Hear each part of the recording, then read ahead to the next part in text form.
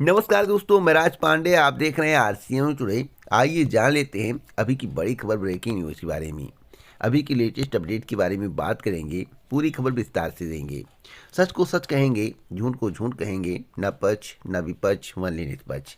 इस चैनल के माध्यम से हमेशा आपको ऑथेंटिक जानकारी देने का प्रयास किया जाता है, आपको समझाने का प्रयास किया जाता है, गुमराह होने से बचाया जाता है। यूपी, बिहार, राजस्थान सहित अन्य राज्यों की खबरें दी जाती है।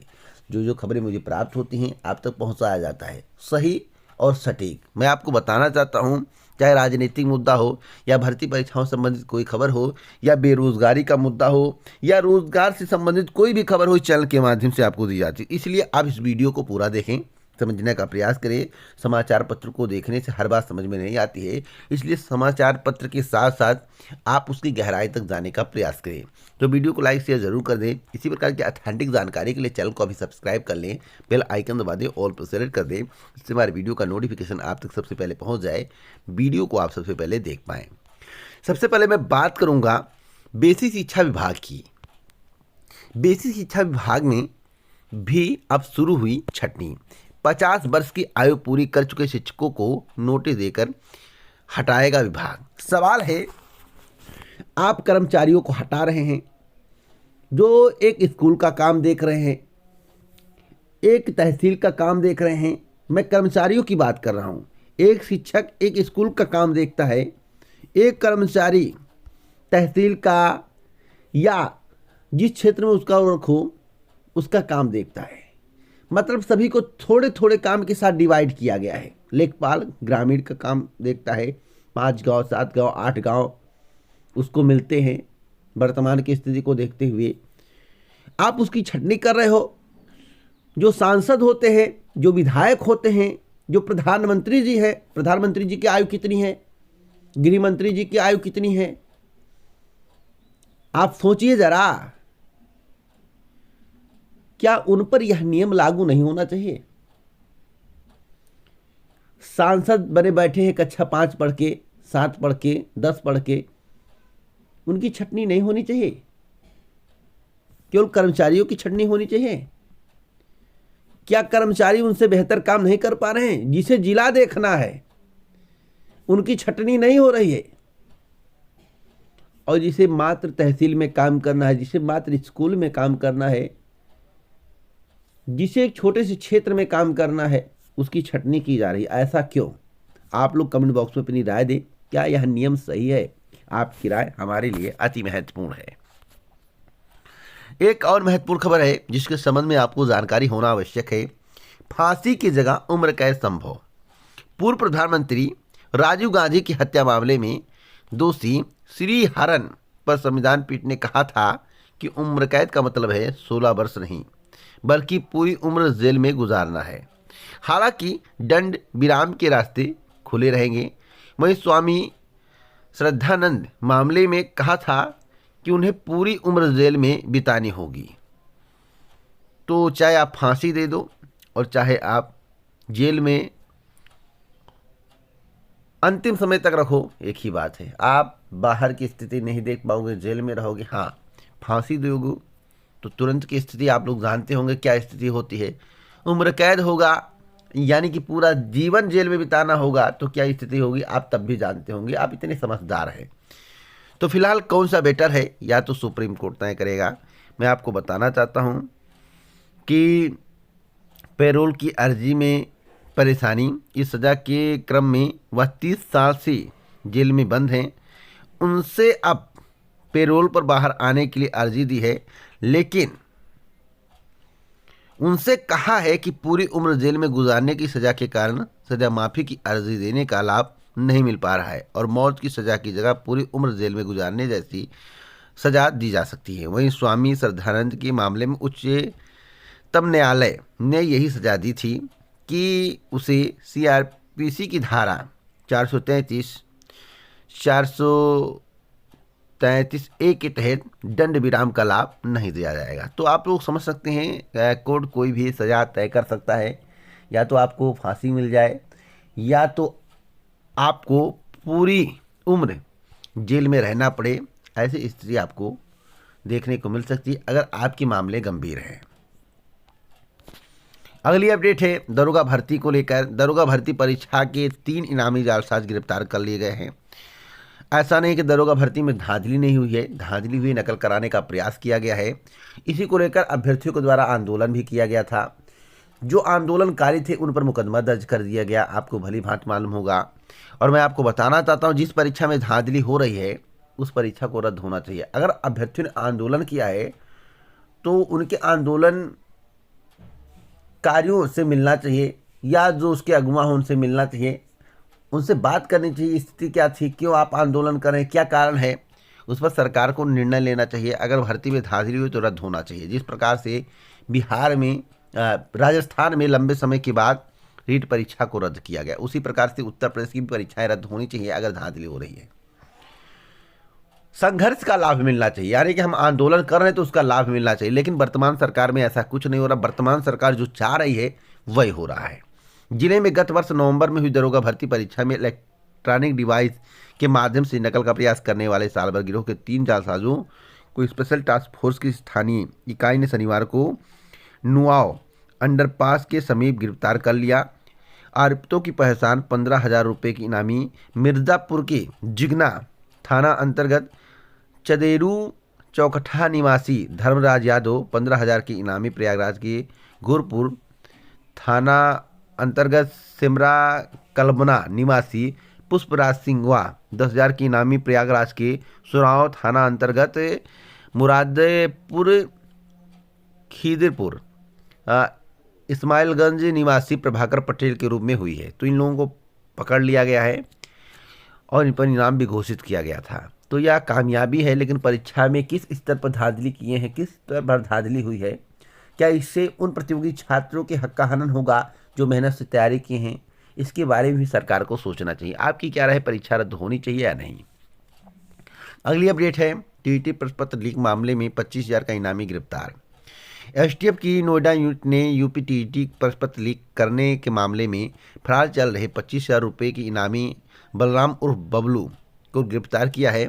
बड़ौत और सूरजपुर पुलिस उसकी तलाश कर रही थी। उत्तर प्रदेश सहायक शिक्षक पात्रता परीक्षा 2021 का प्रश्न पत्र मोटी रकम लेकर आउट कराने के मामले में फरार चल रहे बलराम उर्फ बबलू को गिरफ्तार कर लिया गया है। मैं आपको बताना चाहता हूँ, यूपी टीईटी की परीक्षा जब हुई, पेपर लीक हुआ, वो बहुत बड़े पैमाने पर लीक हुआ। लेकिन जब दोबारा परीक्षा 23 जनवरी को कराई गई तो इस परीक्षा में बहुत बड़ी गड़बड़ी देखने को मिली। यानी कि आपको कान में बताना था कि आप इतना तैयार कर लेना, आपका कल्याण हो जाएगा।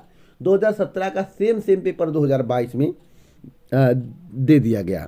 तो इससे ना पेपर आउट हुआ ना कुछ हुआ, बस कान में बता दिया गया होगा, जैसा कि प्रतियोगी छात्र बोल रहे हैं कि आप 2017 वाला तैयार कर लेना, आपका कल्याण हो जाएगा। और सभी का कल्याण हो गया जो 2017 वाला पढ़ के गए थे, क्योंकि सेम टू सेम वही आ गया था। तो क्या इस तरह की कमियां बर्दाश्त होनी चाहिए? क्या इस तरह की कमियों पर परीक्षा रद्द नहीं होनी चाहिए? आप लोग अपनी राय कमेंट बॉक्स में जरूर दें। एक और महत्वपूर्ण खबर है यूपी चुनाव को लेकर, साथ साथ अन्य प्रदेशों की चुनाव को लेकर। यूपी की 55 और उत्तराखंड गोवा की सभी सीटों पर प्रचार थम गया है। कल होगा मतदान। आपको क्या लगता है कि दूसरे चरण में उत्तर प्रदेश में कौन सी पार्टी जीत रही है? आप लोग अपनी राय कमेंट बॉक्स में जरूर देना। मैं आपको बताना चाहता हूँ, पहला चरण तो किसके लिए बेहतर रहा, कौन सी पार्टी आगे है, आपको भली भांति मालूम होगा। आप मीडिया रिपोर्ट्स को देखते होंगे, सर्वे को देखते होंगे। मैं तो कहता हूं कि ऐसे चैनल को मत देखा करो जो केवल 10-15 लोगों को खड़ा कर लेते हैं और उनसे न मत बात किया करो। जो ऑनलाइन सर्वे करते रहते हैं या जो लोग चलकर सर्वे करते रहे, ऐसे चलते रहते हैं, रास्ते में पूछते रहते हैं, उनसे अगर पूछने पर जो जानकारी प्राप्त होती है वही सही होता है। इसलिए ऐसे चैनल को देखो जो, जैसे माहौल क्या है, न्यूज़ 24 पर आता है राजीव रंजन का, बहुत बेहतरीन पत्रकार है। उतना अच्छा पत्रकार मैंने नहीं देखा। अगर उनका चैनल आप देखोगे, उन पर देखोगे, राजीव रंजन का हुआ, तो आपको समझ में आएगा। लेकिन जो थोड़ा क्लिप कट करके दिखाते हैं कि इतना कट कर दिए लगा दिए, इतना कट करके लगा दिए, उसमें आपको कुछ भी समझ में नहीं आएगा, क्योंकि उसमें एक पार्टी विशेष को जोड़ दिया जाता है। यानी कि यहाँ पर एक लोगों से पूछे, उसको कट करके जोड़ दे, बस दूसरी जगह तुरंत दिखाने लगे, क्योंकि उतने समय में आप दूसरी जगह नहीं पहुँच सकते। तो एक पार्टी विशेष के लिए वह काम किया जाता है। तो इसके लिए आपको बचकर रहना, नहीं तो आपका दिमाग हमेशा भ्रमित रहेगा। एक और महत्वपूर्ण खबर है, देश के 28 बैंकों के साथ 23,000 करोड़ की सबसे बड़ी धोखाधड़ी, जिसके संबंध में कल मेरे द्वारा जानकारी दी गई। तो लोग कह रहे थे कि आप एसपी के एजेंट हो, आप कांग्रेस के एजेंट हो, बीएसपी के एजेंट हो। मैं आपको बताना चाहता हूँ, एजेंट वाली बात नहीं, जो कल मेरे द्वारा खबर दी गई थी वह सही थी। यहाँ पर साफ साफ देखिए लिखा हुआ, देश के 28 बैंकों के साथ 23,000 करोड़ की सबसे बड़ी धोखाधड़ी। और मैं आपको बताना चाहता हूँ कौन कौन से बैंक है, इसके बारे में आपको जानकारी होना आवश्यक है। यहाँ पर देखिए बताया गया है कि 22,842 करोड़ की धोखाधड़ी हुई है एसबीआई, 2,468.51 करोड़ की धोखाधड़ी हुई है। यहाँ पर सारे बैंकों का नाम दिया गया, पीएनबी तक भी शामिल है, बैंक ऑफ बड़ौदा भी शामिल है, आईओबी भी शामिल है। देखिए यहाँ पर पूरा डाटा दिया गया है। आखिरकार इतनी धोखाधड़ी क्यों हो रही है? और इतिहास का सबसे बड़ा धोखाधड़ी वाला मामला है, यानी कि भारत में इससे बड़ा धोखाधड़ी नहीं हुआ था जो लोग बता रहे हैं। एक और महत्वपूर्ण खबर है, इलाहाबाद विश्वविद्यालय में ऑफलाइन परीक्षाओं का विरोध, छात्रों ने परिसर में निकाला जुलूस, परीक्षा नियंत्रक कार्यालय में किया गया धरना प्रदर्शन। तो मैं आपको बताना चाहता हूं, ऑफलाइन का विरोध हो रहा, ऑनलाइन परीक्षा कराने की मांग चल रही है। एक और महत्वपूर्ण खबर है, अभियाचन की गड़बड़ी ने छीना चयनितों से दोहरा लाभ, समायोजन को भटक रहे टीजीटी पीटी 2016 के चयनित अभ्यर्थियों। तो भटकना पड़ेगा, मार्च के पहले कुछ नहीं होगा। मैं आपको बता दूं, मार्च के पहले कुछ भी नहीं होने वाला, मार्च के बाद जो होगा यानी कि अप्रैल मई से प्रक्रियाएं आगे बढ़ेंगी। एक और महत्वपूर्ण खबर है, सोशल मीडिया पर बिना अनुमति प्रचार नोटिस। मैं आपको बताना चाहता हूं, जैसे कि आदर्श आचार संहिता लागू है और आपको मालूम होगा कि आदर्श आचार संहिता का एक बाउंड है। चुनाव प्रचार कई जगहों पर कल थम गया और कल वोटिंग है, यानी कि वोटिंग से एक दिन पहले चुनाव प्रचार पर रोक लगा दिया जाता, लेकिन उसी क्षेत्र में या उसी क्षेत्र के बारे में सोशल मीडिया पर प्रचार करना कई लोगों को भारी पड़ गया और इसका खामियाजा उनको भुगतना पड़ रहा है। नोटिस जारी की गई है। अगली अपडेट है जिसके संबंध में कल ही मेरे द्वारा जानकारी दी गई थी, गुजरात में ही ऐसी घटनाएं क्यों होती है। गुजरात का ही नाम आया है बैंक घोटाले में, जो सबसे बड़ा बैंक घोटाला हुआ 22,842 करोड़ का। और यहाँ पर देखिए एक और खबर है, गुजरात में एनसीबी और नौसेना का संयुक्त अभियान, समुद्र के रास्ते लाई जा रही थी 2,000 करोड़ की ड्रग्स जब्त। तो कौन ड्रग्स ला रहा था, क्या इसकी जांच होगी? सबसे अहम है, एक बार आपने सुना होगा कि बड़े पैमाने पर ड्रग्स पकड़ा गया था, कई हजार करोड़ का, उसकी जांच नहीं हुई। कहाँ पकड़ा गया, क्यों पकड़ा गया, किसकी जांच थी, आपको इसके बारे में भी जानकारी होगी, लेकिन उस पर भी जांच नहीं। क्या इसकी जांच होगी? जांच क्यों नहीं हो रही है, यह बात समझ में नहीं आ रही है। एक और महत्वपूर्ण खबर है आरआरबी एनटीपीसी को लेकर। मैं आपको बता दूं, 20 गुना यूनिक परीक्षार्थियों को चयनित करने की मांग चल रही, जिसके लिए धरना प्रदर्शन हुआ और अभ्यर्थियों ने लाठी भी खाई, जिसका नतीजा अभी तक कुछ नहीं निकल पाया है। जिस तरह से कमेटी गठित की गई है और जिस तरह से वर्क हो रहा है, ऐसा प्रतीत होता है कि 2022 चुनाव के मद्देनजर किया गया है। मैं आपको बताना चाहता हूं कि संशोधित परीक्षा परिणाम जब तक जारी नहीं होगा तब तक अभ्यर्थी काफ़ी परेशान रहेंगे। अब देखना होगा कि 4 मार्च के बाद क्या होता है, यानी कि मैं आपको बता दूं कि 10 मार्च के पहले कुछ नहीं होगा। 10 मार्च के पहले अगर कुछ हो जाए तब कहना। और यह ज्वाइनिंग, आप लोगों की ज्वाइनिंग परीक्षा CBT 2 की परीक्षा होनी, ज्वाइनिंग लेकर आपको 23 तक का समय लग जाएगा। 2023 में भर्ती कंप्लीट होगी, आप विभाग में जाओगे। एक और महत्वपूर्ण खबर है सीबीआई को लेकर। सीबीआई की जांच से भी उठा प्रतियोगी छात्रों का भरोसा, 4 साल बीते पर सीबीआई ने अब तक किसी के खिलाफ नहीं की सीधी कार्रवाई। तो मैं आपको बताना चाहता हूं, ये सब होता रहता है और सभी को भली भांति मालूम है क्या हो रहा है, कैसा हो रहा है। प्रतियोगी छात्र कह रहे सब दिखावा है, सब राजनीति है। प्रतियोगी छात्रों का बड़े बड़े आरोप हैं और प्रतियोगी छात्र आरोप लगा रहे 4 साल बीतने के बाद अगर कोई कार्रवाई ना हो तो इसे आप क्या कहेंगे, इसे आप क्या कहेंगे?